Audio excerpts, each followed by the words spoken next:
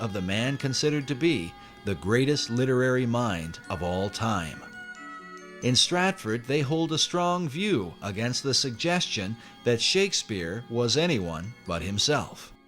It's a conspiracy theory, and it's all aimed at toppling the greatest writer who's ever lived. There is a Shakespearean trust in England, and these are people who are dedicated to the cause of supporting and maintaining that William Shakespeare, the actor, was the actual playwright. I think it's highly unlikely. Dr. Paul Edmondson is the head of education at the Shakespeare Birthplace Trust in Stratford-upon-Avon. In this debate, he is known as a Stratfordian, not just because of where he lives, but because of his traditional view of Shakespeare. The Stratfordians are considered the academic adversaries of Baconians. We asked Dr. Edmondson to comment on the Bacon-Shakespeare theory. It first occurred in 1785. A vicar just outside Stratford got to the age of 80, and then there's some report of him burning the papers that he'd been working on, as if in his later years he just kind of renounced any theory that he had about Bacon. It was taken up in 1856 by, what a surprise, Delia Bacon, no descendant, but she wanted to prove that Bacon wrote the plays. She even went as far as having herself locked in Holy Trinity Church to dig up the grave of Shakespeare, convinced that some manuscripts would have been inside the grave saying, "I did not write the plays, it was Bacon instead." And she didn't get as far as digging up the corpse of Shakespeare, and later she went mad after the publication of her book. But her book was groundbreaking. She had good support from Nathaniel Hawthorne, Mark Twain. She knew literary figures in the States. Mark Twain was certainly convinced that the historic William Shakespeare did not write the Shakespeare plays. And this is a guy, how can you deny his conclusions? He had the money to investigate it. He had the time to investigate it. He's not known as a crackpot in any other venue. In 1909, Twain took up the Bacon-Shakespeare controversy with his own book titled Is Shakespeare Dead?, in which he questions the reputation of the Stratford actor in his lifetime.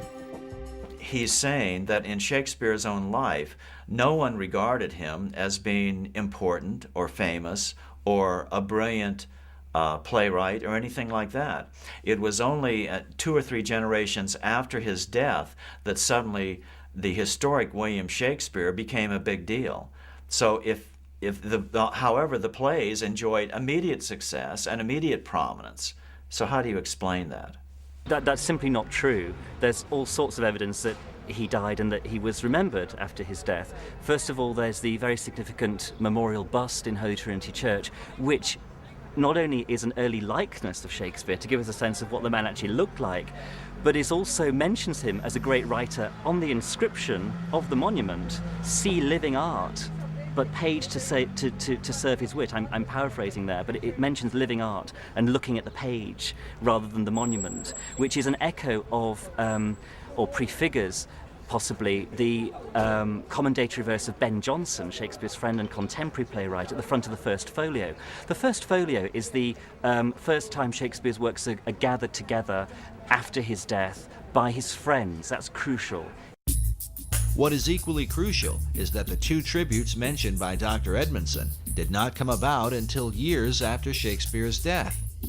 Other great writers of the time, like poet Ben Jonson, were given more immediate recognition within months of their passing. Just as importantly, the great folio assembled by Shakespeare's friends 7 years after his death contains what many believe to be some important clues. 19th century author W.F.C. Wigston referred to William Shakespeare as Phantom Captain Shakespeare, the Rosicrucian Mask. This may have been partly due to the world-famous Droeshout portrait that appears on the front of the original Great Folio of 1623. Note the presence of a line extending from the jawline of Shakespeare to the bottom of his left ear, as if to suggest the face were simply a mask. If this seems far-fetched, consider the dedication which appears beside it, written by poet Ben Jonson, a friend of both Shakespeare and Sir Francis Bacon. With a rather mysterious twist, Jonson concludes with the words, Reader, look not on his picture, but his book. Why would Ben Jonson point the reader away from the face of Shakespeare and compel men to look upon the book instead? A dedication that seems to parallel the monument at Holy Trinity Church. On the inscription of the monument, see living art, but paid to serve his wit. I'm paraphrasing there, but it mentions living art and looking at the page rather than the monument. Are these allusions made by the men who knew the real William Shakespeare, that he was simply a mask or frontman for Francis Bacon? Bacon paid him off to go and keep his mouth shut. The monument at Holy Trinity Church refers to the page that serves Shakespeare's wit. But when one looks upon the page beneath his hand, it turns out to be blank. Some Baconians believe this is a secret code, alerting the reader that the Stratford man himself wrote nothing.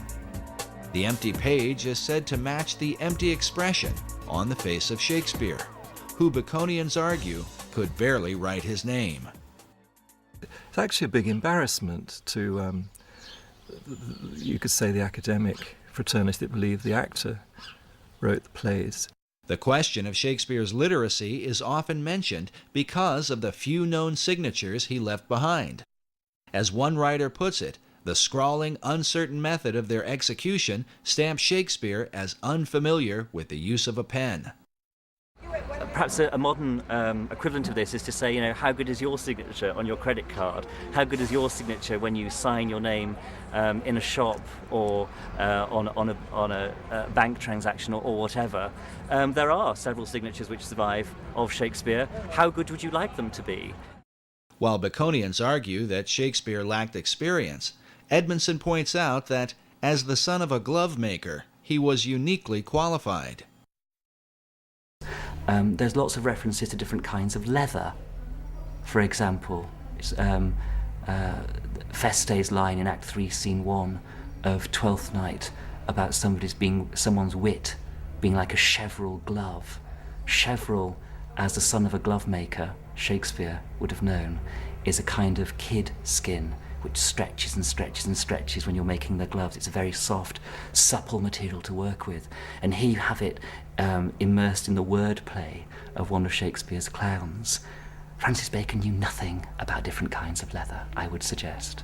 Actually, you could turn this whole thing on its head and say that Shakespeare wrote Bacon, which is something that a lot of people don't suggest, because why bother to do it that way around? One of the problems is the Shakespearean trust is that while these objections come up to William Shakespeare being the author of the plays, they refuse to investigate the contrary evidence which has been put forward to them. They refuse to look into it. They refuse to look into the cipher codes that Bacon incorporated in the first folios, for instance. Bacon uses this cipher in the Shakespeare work and his own, and in the work under his own name. But he also, in doing that, signs his name and the name of the Rosicrucian fraternity. This code system of writing he used all his entire life. The examination of the cipher codes in Shakespeare's plays have filled hundreds of books and essays over the last few centuries. But perhaps the most specific evidence are the presence of Baconian and Rosicrucian emblems in the Great Folio of 1623 and in earlier works by Shakespeare. Bacon's light A and dark A symbol appears, representing the two Shakespeares, Apollo and Athena. Meanwhile, this Rosicrucian emblem, featuring the god Pan, is found prominently throughout the work. Other mystical headpieces with Rosicrucian symbolism are found both in the Shakespeare Folio of 1623 and in works openly published by Sir Francis Bacon. The varied symbols and ciphers clearly mark the presence of Bacon and his Rosicrucian fraternity, while to what extent they were involved in the writing of the plays remains a matter of debate. But perhaps the most compelling evidence is that the works of Shakespeare helped to accomplish exactly what Bacon and his Knights of the Helmet set out to achieve. While the numbers vary, the plays are said to have developed some 20,000 words for the English language, with some words being created, older words being revived, and current words being used in new ways. Could the actor from Stratford, with a limited education, have accomplished this coincidentally? The Shakespeare controversy was illustrated quite clearly by Masonic author Manly P. Hall in his book, The Secret Teachings of All Ages, where he reveals the veiled purpose behind the writing of the plays. He says, Sir Francis Bacon, the Rosicrucian initiate, wrote into the Shakespearean plays the secret teachings of the fraternity of the Rose and Cross, and the true rituals of the Masonic order. The Bacon-Shakespeare controversy involves the most profound aspects of science, religion, and ethics. He who solves its mystery may yet find therein the key to the supposedly lost wisdom of antiquity. The lost wisdom that Hall refers to is said to have begun in ancient Atlantis.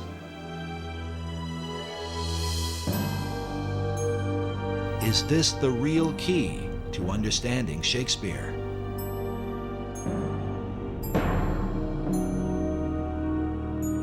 Incredibly, it may be said that the plays themselves represent the whole confusion of America's foundation. For while Shakespeare contains a clear representation of Christianity, with some 1,200 biblical references, along with them are plays with openly pagan and magical themes. Like the symbol of the Rose and Cross, the plays combine the teachings of Christianity with the wisdom of the mystery religion.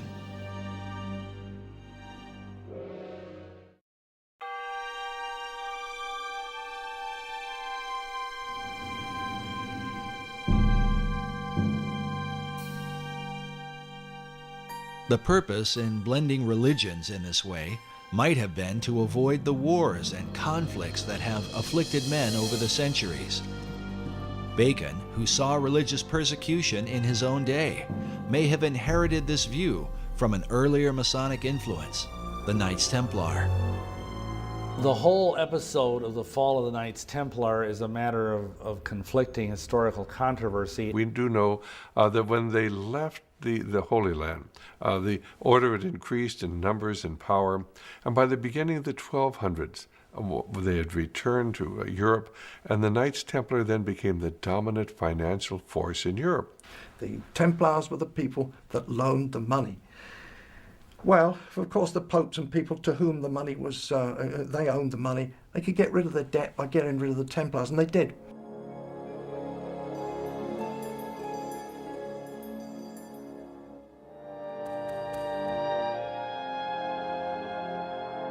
But in addition to the issue of debt, the Templars were accused for embracing certain religious doctrines they had picked up during their time in the Holy Land. It is said they began to combine the teachings of Christianity with the influence of Islam and Judaism, as well as spin-off cults known as the Yazidi and the Hashashin. What people did not understand is they had adopted the teachings of the ancient esoteric religions. And they were decreed by the Pope in 1308 in Europe and 1309 in England that the Templars should be disbanded, if not hunted down and killed. Many Templars were